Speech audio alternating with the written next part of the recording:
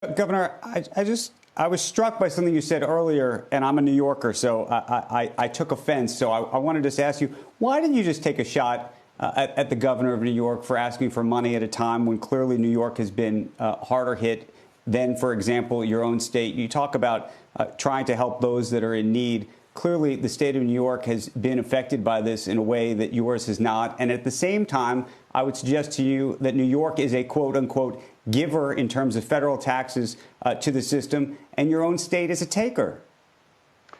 Look, somebody has to pay for that $15 billion that he's coming to with his handout for.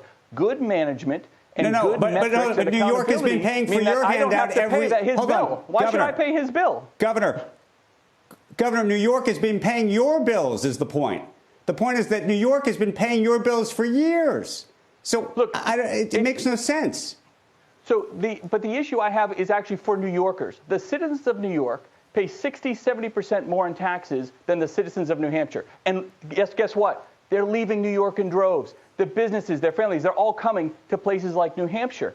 And if the only answer for your governor is to say, I'm coming with my handout, give me $15 billion or else I'll raise taxes, to give that type of threat on behalf of his own citizens, what he's going to do to his citizens if Joe Biden doesn't help him out, that's not leadership. That's not leadership. That's pathetic. And he has to be held accountable for it because guess what? I got to pay it and you got to pay it. And the rest of the country has to pay his bill. Governor, I'm not asking the rest of the country to pay my bill. With respect, the state of New Hampshire has had its handout for years. You've been taking money from states like New York and California for years. And I would suggest to you that recommending what the governor of New York should be doing. Look, there's lots of challenges in the state of New York, but in the giver and taker situation, I think it's clear, it's empirical, who's giving and who's taking. I don't want a penny out of the federal government to replace my revenues. He's demanding $15 billion.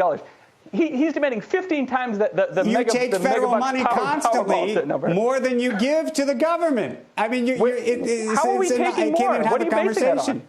What are you basing that on? How are we taking more from the federal government? What do you look at the federal tax receipts coming out of the state of New Hampshire versus the amount of federal money coming into the state of New Hampshire?